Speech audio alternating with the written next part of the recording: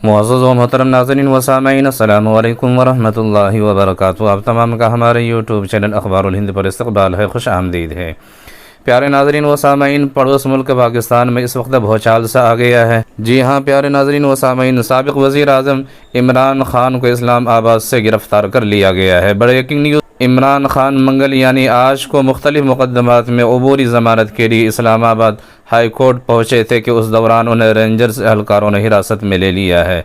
Rangers की भारी नफरी इमरान ख़ान को लेकर अदालत से रवाना हो गई है। जैसा कि आप पहली वीडियो में देख सकते हैं कि इमरान ख़ान अदालत में पुरसुकून बैठे हुए हैं, और दूसरी में वीडियो में आप देख सकते हैं कि इमरान ख़ान किस तरह से हिरासत में उनको लिया जा रहा है, और तीसरी वीडियो में आप देख सकते हैं कि नामालूम मकाम पर इमरान ख़ान को मुंतकिल किया गया है।